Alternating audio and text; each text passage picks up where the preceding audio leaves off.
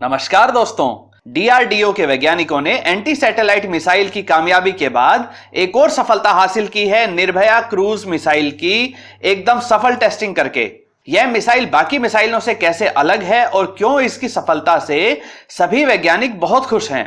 साथ ही भारत की घटती हुई फाइटर जेट्स की स्क्वाड्रन स्ट्रेंथ को बढ़ाने के लिए भारत को जापान के पुराने लेकिन बेहद दमदार व तेज रफ्तार F-15 ईगल विमान को खरीदना चाहिए या नहीं।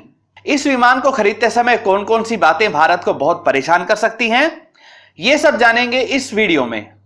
नमस्कार दोस्तों, मेरा नाम है अमित और मैं स्वागत करता हूं आपका अमित अपडेट्स चैनल पर। तो चलिए दोस्तों शुरू करते हैं। भारत की मिसाइल बनाने वाली एजेंसी यानी डीआरडीओ ने निर्भया क्रूज मिसाइल का सोमवार को सफल टेस्ट किया है। इसे चांदीपुर जो कि ओडिशा में है वहां से छोड़े जाने के बाद लगभग 43 मिनट और लगभग 650 किलोमीटर का सफर करने के बाद इसने पूरी सटीकता से अपने निशाने को टारगेट कर लिया। इसके पूरे फ्लाइट पाथ को इलेक्ट्रो ऑप्टिकल ट्रैकिंग सिस्टम व दूसरे रडार्स की सहायता से ट्रैक किया गया। साथ ही समुद्र के ऊपर उड़ते हुए एक सुखोई 30 MKI फाइटर जेट इसकी पूरी निगरानी कर रहा था। यह निर्भया का छठा टेस्ट था जो कि पूरी तरह से कामयाब रहा।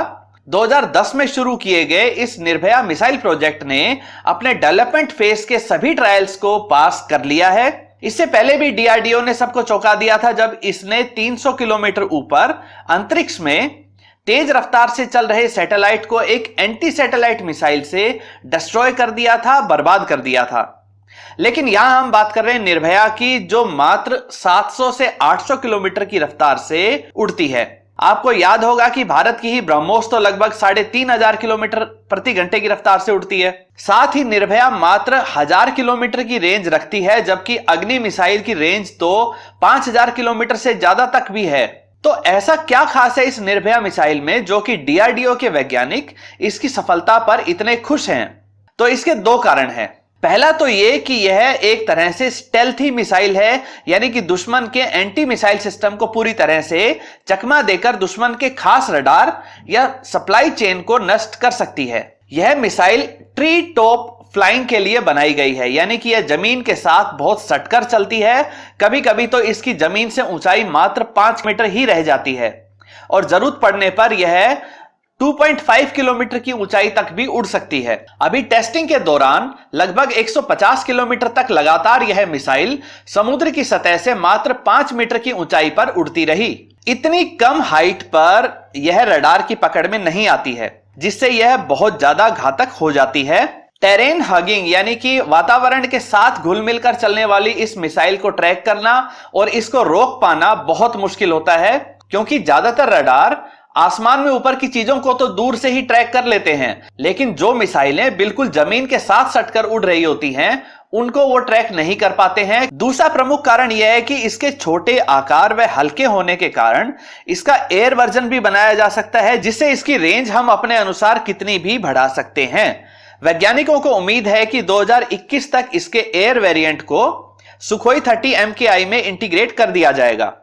जरा सोचिए कि सुखोई में एक तरफ 300 किलोमीटर पूरी सटीकता से निशाना बनाने के लिए 3500 किलोमीटर की रफ्तार वाली ब्रह्मोस लगी होगी, तो वहीं दूसरी तरफ एंटी मिसाइल सिस्टम की पकड़ में ना आने वाली ट्री टॉप की ऊंचाई पर उड़ने की क्षमता वाली निर्भया मिसाइल लगी होगी, यानी कि दुश्मन को बचने का कोई रास्ता नहीं दिया जाएगा। निर्भया मिसाइल के इस टेस्ट में रशियन टर्बोफैन इंजन को इस्तेमाल किया गया था।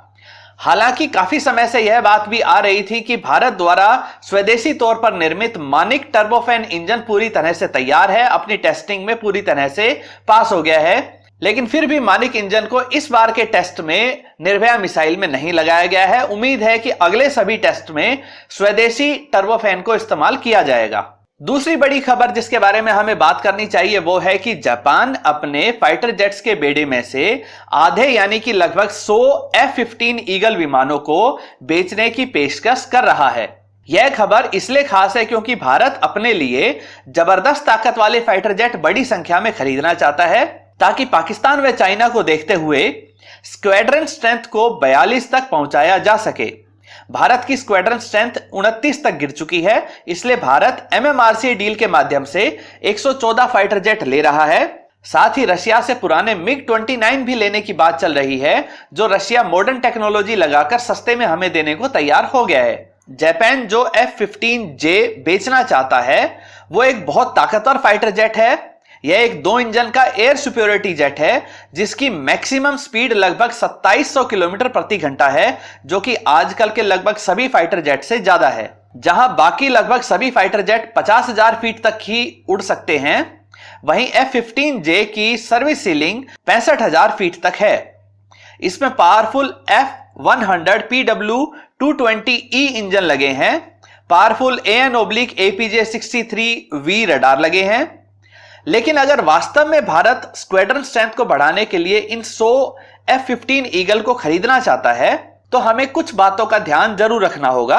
पहली बात, भले ही F-15 बहुत अधिक स्पीड वाले हों, काफी बड़ी संख्या में मिसाइलें और बॉम्ब्स ले जा सकते हों और ये सस्ते रेट पर भी मिल जाएंगे, लेकिन ये इस्तेमाल हो चुके फाइटर जेट होंगे जिनकी मेंटेनेंस और स्पेयर पार्ट्स की कीमत कहीं ज्यादा होगी, जिसके लिए F-15 के वास्तविक निर्माता यानी कि अमेरिका पर निर्भर रहना होगा। अगर ये रीसेल होती है तो इसको अमेरिका के सहयोग से ही करवाया जाएगा, जिससे अमेरिका कई तरह की शर्तें लागू करने का भी मौका ढूंढ सकता है। साथ ही एक ऐसे विमान के लिए पूरा रिपेयर और मेंटेनेंस का सिस्टम बनाना पड़ेगा जिस विमान की बची हुई लाइफ मात्र 10 से 15 साल की ही है। साथ ही नए किस्म के फाइटर के लिए पायलट ट्रेनिंग में भी काफी समय और खर्चा लगेगा।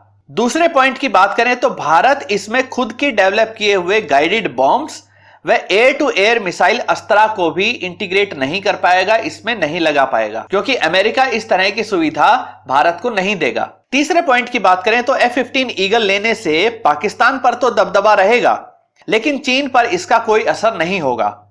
जापान ने इस फाइटर जेट को मुख्यतः चीन को टक्कर देने के लिए ही खरीदा था। लंबे समय तक चीन के खिलाफ इस्तेमाल होने के कारण चीन इसे अच्छे से परख चुका है।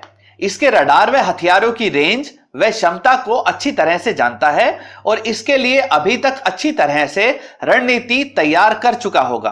दोस्तों, आपको क्या लगता है कि भारत को इन सस्ते लेकिन पावरफुल F-15 ईगल विमान को खरीदना चाहिए, फिर चाहे वो पुराने ही क्यों ना हो? क्या यह एक सही सौदा होगा या एक गलत फैसला बन सकता है? कृपया कमेंट सेक्शन में बताइए। साथ ही यह भी बताइए कि क्या निर्भया मिसाइल के रेडी हो जाने से भारत की जरूरत अनुसार हर तरह की मिसाइलों की तलाश पूरी हो चुकी है या अभी भी कुछ अलग किस्म की मिसाइलें को बनाना बाकी रह गया है? दोस्तों, उम्मीद करता हूं ये वीडियो आपको पसंद आई होगी। अगर ये वीडियो आपको अच्छी लगे तो इसे लाइक करिए, दोस्तों के साथ शेयर करिए और चैनल को सब्सक्राइब करना ना भूलें। नमस्कार।